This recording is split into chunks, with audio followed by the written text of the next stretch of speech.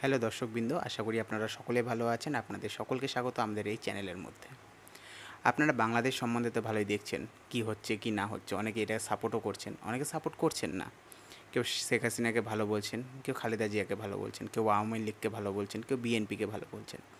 এরই মাঝে একটা ঘটনা খুব ভালো করে চোখে পড়ার মতো, যারা অ্যানালাইসিস্ট রয়েছে তারা অ্যানালাইসিস করে জিনিসগুলো বোঝার চেষ্টা করছে।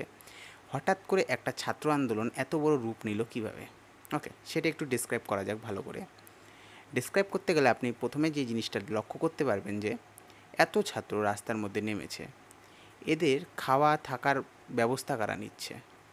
এত ছাত্র রয়েছে, এত ছাত্র যে রাস্তায় নেমেছে, এত মানে ছাত্রর যে খাওয়া দাওয়া এগুলার ভরণ পোষণের দায়িত্ব কে নিচ্ছে? এত টাকা কোথা থেকে আসছে? এটা কি কখনো ভেবে দেখা হয়েছে? হঠাৎ করে একটা ছাত্র আন্দোলন, একটা কোটা আন্দোলন এরকম হয়ে গিয়েছে। অ্যান্টি কোটা রেভলিউশন বলতে পারেন আপনার এটাকে। ওকে, সে জায়গা থেকে এমন হয়ে গিয়েছে কীভাবে? হঠাৎ করে একজন মোহাম্মদ ইউনিস বলে একজন হঠাৎ করে সবাই আন্দোলন করে তুললো যে একে কী করা হবে, অন্তর্বর্তী সরকারের কিন্তু হেড বানানো হবে মোহাম্মদ ইউনিসকে, যার কিন্তু বাংলাদেশে থাকার কথাই না, বাংলাদেশে তিনি ছিলেনই না, বাংলাদেশ থেকে তিনি অন্য বিদেশে বিদেশে ঘুরে বেড়াচ্ছেন। ওকে, তো সেই জায়গা থেকে দাঁড়িয়ে কিভাবে তিনি হঠাৎ করে এসে অন্তর্বর্তী সরকারের কিন্তু হেড হয়ে গেলেন? এই ঘটনাটা কোথা থেকে শুরু হচ্ছে সেই ঘটনাটা আমাদেরকে জানতে হবে। সেই ঘটনাটা জানার জন্য আপনাকে যেতে হবে প্রায় প্রায় অনেক বছর আগে। অনেক বছর বলতে বেশি বছর নয়, প্রায় 7-8 বছর আগে যেতে হবে। সালটা হচ্ছে 2016 সাল। 2016 সালে বাংলাদেশের কাছে একটা অফার আসে। অফারটা হচ্ছে বিআরআই প্রজেক্টের। বিআরআই কী জিনিস? Belt and road initiative. সেটা চায়নার প্রজেক্ট। বাংলাদেশের সাথে কিন্তু চায়না এবং ইন্ডিয়ার কিন্তু খুব ভালো ভালো সম্পর্ক রেখে গিয়েছেন শেখ হাসিনা। তো এই যে বিআরআই প্রজেক্টটা রয়েছে, এই বিআরআই প্রজেক্টের সবচেয়ে বড় প্রতিদ্বন্দ্বিতা ছিল ইউএসের সাথে। ইউএসএ কখনোই চাচ্ছিল না যে চায়নার কিন্তু বিআরআই প্রজেক্ট গোটা বিশ্বের মধ্যে ছড়া। বিআরআই প্রজেক্ট হলো এমন একটা প্রজেক্ট যেখানে কী করছে, আপনারা সকলেই জানেন যে চায়না কিন্তু নিজের যে যত প্রোডাক্ট রয়েছে সেগুলো কিন্তু বিশ্বের বাজারে কিন্তু বিক্রি করতে চায়। এবার যখন বিক্রি করবে, সেই বিশ্বের বাজারে যাতে সহজেই সেই মালটা যাতে পৌঁছে যেতে পারে, সেই জন্য সে কী করছে, গোটা বিশ্বের প্রত্যেকটা দেশের মধ্যে কিন্তু নিজের সড়ক নির্মাণ করছে, জলপথ নির্মাণ করছে। যেমন আপনারা মনে থাকবেন যে চট্টগ্রাম নিয়ে কিন্তু একটা খুব দ্বন্দ্ব প্রতিদ্বন্দ্ব শুরু হচ্ছিল চট্টগ্রাম নিয়ে। সেই চট্টগ্রামের যে বন্দর রয়েছে সেই বন্দরটা কে নেবে? এদিকে বলছিল যে আদানিকে দেওয়া হোক, ওদিক থেকে বাংলাদেশকে চায়না বলছিল, কিন্তু সেটা চায়না নেবে। বিআরআই প্রজেক্ট আসে 2016 সালে। এবার আপনারা ভালো করে ঠিকঠাক করে সালগুলো খালি মিলাবেন। 2000 সালে 2016 সালে বিআরআই প্রজেক্ট আসে। ইউএসএ এটাতে মানা করতে বলে, বাংলাদেশ তাও সেটাকে গ্রহণ করে। ওকে, ইউএসএ বলেছিল যে এটার বদলা তারা নেবে। ওকে, এটার বদলা নেওয়া শুরু হয় প্রায় প্রায় 2021 সালের কাছাকাছি। আপনাদের বাংলাদেশে একটা ফোর্সের নাম রয়েছে, তার নাম হচ্ছে RAB, RAB, rapid action battalion. মনে আছে? ইউনাইটেড নেশনের পিস কিপিং যে ফোর্স রয়েছে, সেই পিস কিপিং ফোর্সের মধ্যে কিন্তু র্যাবকে পাঠানো হয়েছিল। র্যাব কী করে, বিশ্বের যেসব দেশের মধ্যে কিন্তু অশান্তি চলে সেই সব দেশের মধ্যে কিন্তু শান্তি স্থাপনের জন্য কিন্তু এই United nation peace keeping force কিন্তু ফোর্স পাঠিয়ে থাকে। তার মধ্যে সবচেয়ে বেশি ফোর্স রয়েছে বাংলাদেশের বেসিক্যালি আর্মি বা পুলিশ বলে থাকুন, তারা কিন্তু বেসিক্যালি ইউনাইটেড নেশনের পিস কিপিং ফোর্স হিসেবে কিন্তু নিযুক্ত রয়েছে।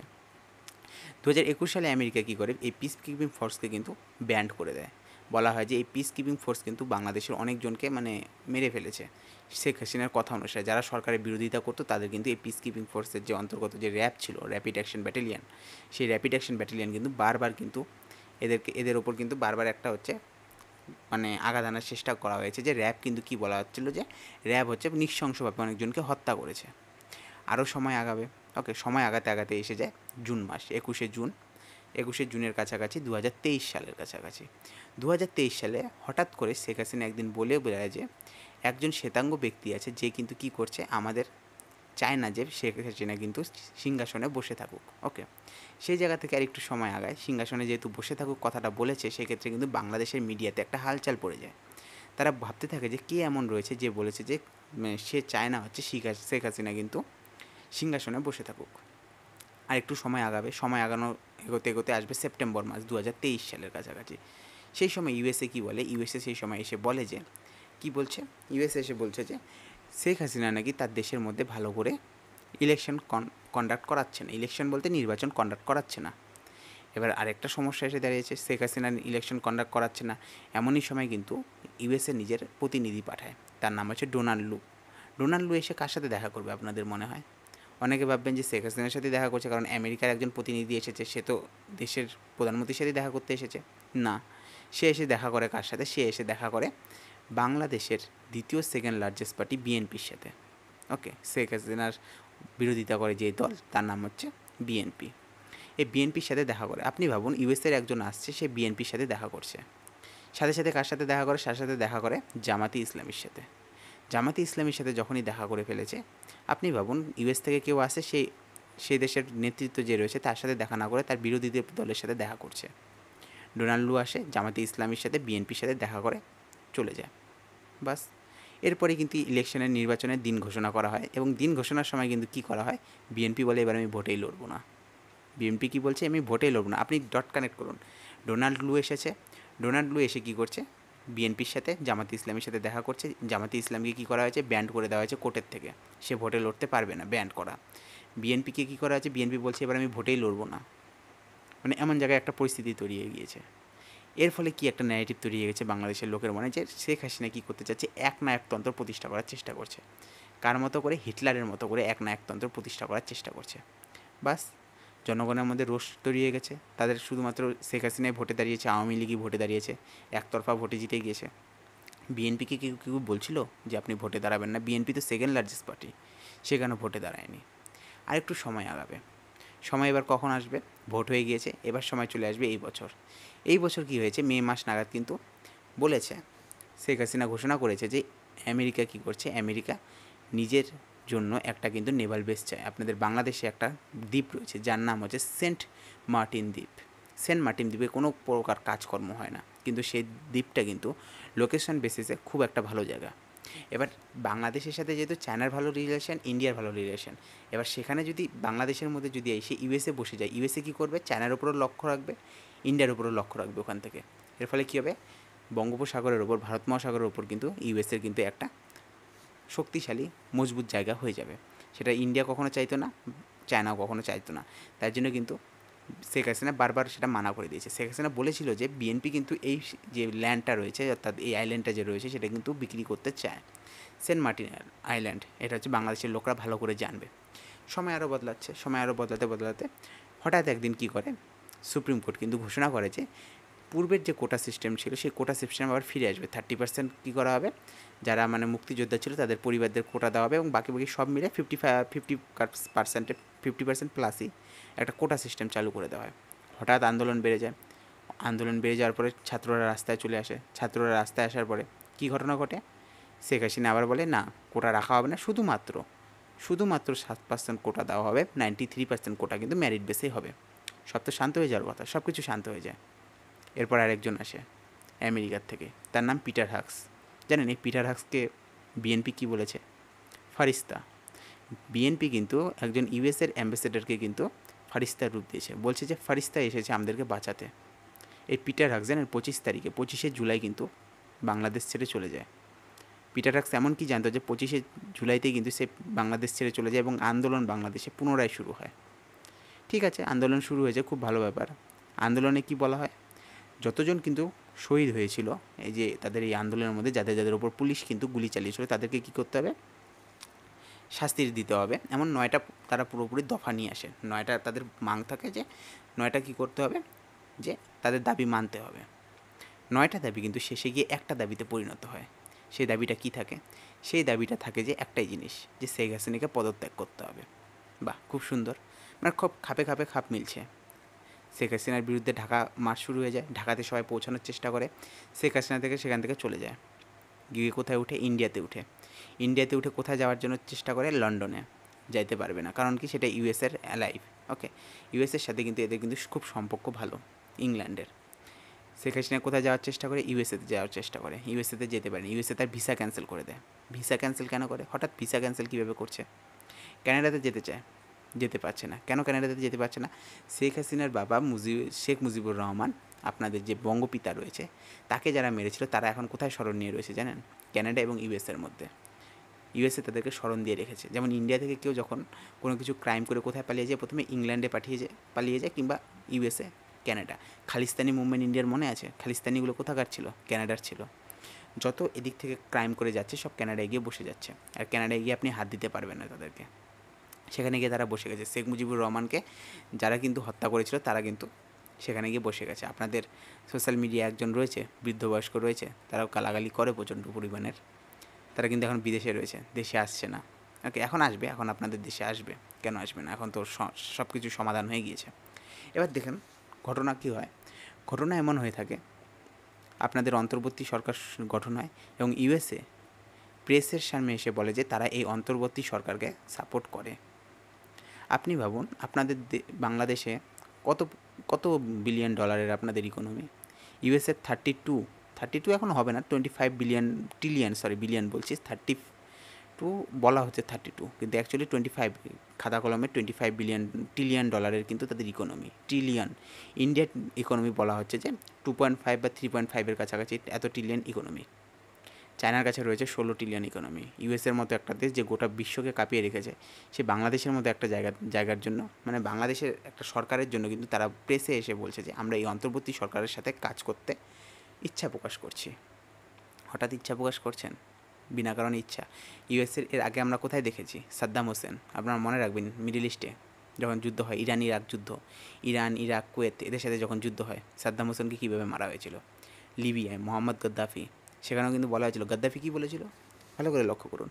গাদ্দাফি দেশের জনগণকে কী বলা হয়েছিল? গাদ্দাফি কি তাদের সব সম্পত্তি কেড়ে নিচ্ছে, সব সম্পত্তি শেষ করে দিচ্ছে। মোহাম্মদ গাদ্দাফি বলেছিল যে আমরা কী করব, ডলারে আর ব্যবসা করব না, আমরা কিসে ব্যবসা করব, আমরা গোল্ডে ব্যবসা করব। লিবিয়াতে প্রচুর তেল রয়েছে, গোল্ড রয়েছে, গোল্ডে ব্যবসা করব। আপনারা আমাদের লিবিয়ার থেকে তেল নিন, গোল্ড দিন, আমরা ডলারে এক্সচেঞ্জ করব না। এর কী হবে, দেশের গোল্ডের কারেন্সি, মানে যে ফরেন এক্সচেঞ্জ রয়েছে, সেটা কিন্তু ফরেন এক্সচেঞ্জটা বেড়ে যাবে, গোল্ড যদি আসে তাদের অর্থনৈতিক ভাণ্ডারের মধ্যে। এর ফলে কী হয়েছিল, এর ফলে কিন্তু মোহাম্মদ গাদ্দাফিকে সেই দেশের লোক জুতো দিয়ে মেরে মেরে পিটিয়ে মেরে ফেলেছিল। আজকে আপনি দেখবেন যে লিবিয়ার কী অবস্থা হয়ে রয়েছে। আপনি আসুন পাকিস্তানে, 1947 সালের পর থেকে দেখুন, 1962, 63 এইসব সালগুলোতে দেখুন, ভালো করে লক্ষ্য করুন, পাকিস্তানের জিডিপি ভারতের জিডিপির থেকেও বেশি ছিল। সেই সময় প্রচুর পরিমাণে ফান্ড দেওয়া হয়েছে আমেরিকা থেকে। আজকে কী অবস্থা হয়েছে পাকিস্তানে? বলা হচ্ছে পাকিস্তানেও নাকি বাংলাদেশের মতো হবে। ওকে, এত বড় আন্দোলন হওয়ার চান্সে রয়েছে। সেই আজকে এই মুহূর্তে আমি বলছি, এই মুহূর্তে এই যে আজ থেকে 4-5 ঘন্টা আগে কিন্তু খবর এসেছে যে সেখানকার যে আর্মি জেনারেল রয়েছে আসির মুনির, সে কিন্তু ঘোষণা করেছে বাংলাদেশের মতো যাতে পাকিস্তানের মধ্যে না হয়, সেই জন্য জনগণকে সেখানে হুঁশিয়ারি দিয়ে দিচ্ছে যে যদি আপনারা বাংলাদেশের মতো কিছু করার চেষ্টা করে থাকেন, সেক্ষেত্রে কিন্তু আমরা দেশের মধ্যে মিলিটারি ল, মার্শাল ল কিন্তু ইন্ট্রোডিউস করব। আপনার কি মনে হচ্ছে আমেরিকা আপনাদের বিনা কারণে কিন্তু নাচাচ্ছে না? হঠাৎ আপনাদের সব কিছু হয়ে গেছে, হঠাৎ ছাত্ররা একটা আন্দোলন শুরু করলো, মোহাম্মদ ইউনুসকে নিয়ে আসতে হবে। মোহাম্মদ ইউনুস কী বুঝছে? মোহাম্মদ ইউনুস কি মানে রাজনৈতিক, তিনি না, একজন অর্থনীতিবিদ, দেশের রাজনীতির অবস্থা জানছে না? হঠাৎ শেখ হাসিনা দেশ পদত্যাগ করার পর থেকে বিভিন্ন হিন্দুদের ওপর আক্রমণ চালু হয়ে যায়, আওয়ামী লীগের ওপর আক্রমণ হয়, সেটা মানা যাচ্ছে, কিন্তু হিন্দুদের কী করেছিল বোঝা যাচ্ছে। সেখান থেকে দেখছি যে মোহাম্মদ ইউনুস এসে বলছে যে আপনারা যদি যুদ্ধ না থামান আমি চলে যাব। আজব একটা খেলা চলছে, খুব মজা আসছে, ইউএসও মজা নিচ্ছে। 6 মাস যখন টিকবে, 6 মাস পরে আপনি দেখতে পারবেন আসল কী হচ্ছে। এরকম ঘটনা কিন্তু শ্রীলঙ্কাতে হয়ে গিয়েছে। আপনারা প্রভাকরণের নাম শুনেছেন? প্রভাকরণ, কিংবা নেপালের নাম শুনেছেন? নেপাল বলে একটা দেশ রয়েছে, আপনারা তো সকলেই জানেন। আপনারা শুনেছেন নেপালের সবাই কেন চোখ দেখাতে যায়? নেপালের মধ্যে কিছু নেই, কিন্তু এত ভালো ডাক্তার কীভাবে আসলো নেপালে যে কেন চোখ দেখাতে যাচ্ছে লোক? এগুলোর বড় বড় ইতিহাস রয়েছে, ইউএসএর সাথে সব জায়গায় কিন্তু যুক্ত রয়েছে। আপনাদের 1971 সালে যখন বাংলাদেশকে ভাগ করা হচ্ছিল, সেই সময় যখন ইন্ডিয়া সাপোর্ট করছিল, সেই সময় কিন্তু আমেরিকা নিজের যে রয়েছে, সাবমেরিন সাথে কিন্তু ফ্রিগেট যেগুলো রয়েছে, যুদ্ধজাহাজ, সেগুলো কিন্তু পাঠিয়েছিল। সেই সময় রাশিয়া সাপোর্ট করেছিল জন্য বেঁচে গেছি, আমরাও বেঁচে গিয়েছি, আপনারাও বেঁচে গিয়েছেন। আপনারা ভাবছেন এনমি সব কিছু হচ্ছে, এই যে দেশের মধ্যে বলছে, ছাত্ররা বলছে আমরা সব কিছু চেঞ্জ করে দিচ্ছি। কতদিন চেঞ্জ করবেন? কতদিন চেঞ্জ করা যাবে এটা? যদি পুলিশ না থাকে, আর্মি না থাকে দেশের মধ্যে পুলিশও থাকতে হবে, আর্মিও থাকতে হবে। শুধু ছেলেমেয়েদের দিয়ে করবেন। ছেলেমেয়েরা যদি এগুলাই করে, তাহলে কর্মক্ষেত্রে কারা যাবে? যা প্রোডাক্টিভিটি যে রয়েছে সমাজের মধ্যে, যে যারা মানে টফিসে কাজ করেন, সেই অফিসগুলো কীভাবে চলবে, সেটা তো একটা ভাবনার বিষয় রয়েছে। অন্তর্বর্তী সরকার বলছে 2 থেকে 3 বছর পর্যন্ত চলবে, কতদিন পর্যন্ত চলবে সেটা দেখার বিষয় একটা রয়েছে। কিন্তু হঠাৎ মোহাম্মদ ইউনুস আসলো, অন্তর্বর্তী সরকারের হেডও হয়ে গেল, সুন্দর ভাষণ দিচ্ছে। হতে পারে তিনি ভালো কাজ করতে পারেন, দেখা যাবে। কিন্তু আমি এটা বলে রাখছি যে এই কয়েকদিনের মধ্যে দেখবেন, 6 মাসের মধ্যে দেখবেন আমেরিকা থেকে বড় বড় কোম্পানি আপনাদের এখানে কী করবে, ইনভেস্টমেন্ট করবে। দেখতে থাকুন খালি। কিন্তু চায়না কিন্তু এটা কখনো মেনে নেবে না, এটা মনে রাখবেন। চায়না কখনো কিন্তু আসতে দিবে না আপনাদের এখানে, বাংলাদেশে কখনোই আমেরিকাকে আসতে দিবে না। যদি আপনারা ভুল করে আমেরিকাকে নিয়ে আসেন সেখানে, চায়না কিন্তু প্রক্সি ওয়ার করবেই। কারণ মায়ানমার বর্ডার আপনাদের সাথে লাগানো, মায়ানমার বর্ডারের মধ্যে রয়েছে আরাকান মাউন্টেন, সেখানে রয়েছে আরাকান আর্মি, যারা কিন্তু বারবার ইন্ডিয়ার যে মণিপুর, নাগাল্যান্ড, এইসব জায়গাগুলো, মিজোরাম, এইসব জায়গাগুলো রয়েছে, এইসব জায়গাতে কিন্তু অশান্তি স্থাপন করে। সেক্ষেত্রে কিন্তু বাংলাদেশের মধ্যে অশান্তি স্থাপন হবে। এমন হতে পারে আমরা বড় বড় জঙ্গি হামলাও দেখতে পারি বাংলাদেশের মধ্যে, যেমন পাকিস্তানে হয়ে থাকে, বিভিন্ন মসজিদে বোম ফেটে যাচ্ছে, এখানে ফেটে যাচ্ছে, ওখানে ফেটে যাচ্ছে, বড় বড় মানে ধর্মীয় গুট তৈরি হয়ে যেতে পারে। যেমন বলবো না, এগুলো বলা উচিত নয়, ওকে। এইসব মঞ্চে এখনও বলবো না, ধীরে ধীরে হবে।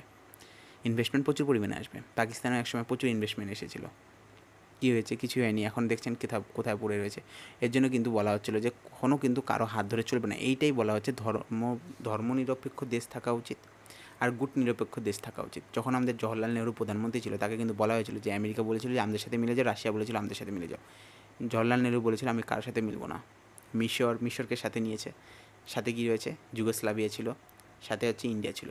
এরা কী করেছিল? এরা কোনো জোটের ওপর যায়নি। কারণ বিশ্বযুদ্ধে আমরা দেখেছি যারা যারা জোট বেঁধেছিল সবাই অবস্থা খারাপ হয়েছে। রাশিয়া তো জিতেছিল, কী হয়েছিল? এতগুলো ভাগ হয়ে গিয়েছে।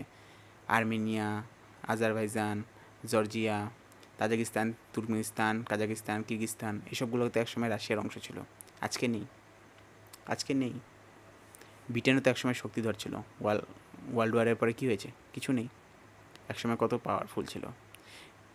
আমেরিকার মনে ভয় রয়েছে, একটা ভয় রয়েছে, যেটা হচ্ছে বলা হচ্ছে যে 2075 সাল পর্যন্ত, 2075 সালের মধ্যে ওয়ার্ল্ডের মধ্যে জিডিপিতে 1 নাম্বার হয়ে যাবে চায়না, সেকেন্ডে আসবে ইন্ডিয়া, থার্ডে আসবে আমেরিকা। কারণ আমেরিকার প্রোডাক্টিভিটি কমছে। সেখানকার যে ছেলেমেয়েরা রয়েছে, যারা ছেলেমেয়েরা রয়েছে, তারা কিন্তু সেই প্রোডাক্টিভিটি করতে পারছে না যে পরিমাণ প্রোডাক্টিভিটি চায়না, ইন্ডিয়া এবং বাংলাদেশের ছেলেমেয়েরা করছে। সেই জন্য এই কয়েকটা দেশকে নিজের কন্ট্রোলে রাখতে হবে। আপনাদের টেক্সটাইল ইন্ডাস্ট্রিটা রয়েছে না, সেটার ওপর কন্ট্রোল জমাবে, ধীরে ধীরে কন্ট্রোল হবে। কীভাবে কন্ট্রোল হবে, কী না হবে, একসময় দেখবেন যে আপনারা গরিব হয়ে গিয়েছেন, কিছু থাকবে না। এখন হয়তো এগুলো মনে হতে পারে না। এখন যেহেতু স্বাধীনতা পেয়েছেন, স্বাধীনতা চলছে, স্বাধীনতা যখন চলবে খুব ভালো লাগে, কিন্তু পরবর্তীকালে সেটা সমস্যা হয়। কারণ অন্যের চোখ দিয়ে দুনিয়া দেখা উচিত নয়, নিজের চোখ দিয়ে দেখা উচিত। সেক্ষেত্রে কিন্তু সমস্যা দেখা দেবে, ওকে। সেই সমস্যা দেখা দিবে, সমস্যা নেই। কোনো সমস্যা আছে? নেই তো। চলুন আজকে এত পর্যন্তই থাকবে। অন্য একটা ভিডিওতে আরও আলোচনা করবো, আরও মজাদার গল্প আসবে, কীভাবে কী হচ্ছে কী না হচ্ছে সব চলবে। কারণ পাকিস্তানের গল্প চলবে কয়েকদিন ধরে, কারণ পাকিস্তানেও খুব হাল্লা লেগে গিয়েছে। বালুচিস্তান নিয়ে সিবিসি, ওকে, চায়না পাকিস্তান ইকোনমিক করিডোর, এসব নিয়ে হাল্লা চলছে। দেখা হবে নেক্সট ভিডিওতে। Have a good day, bye bye.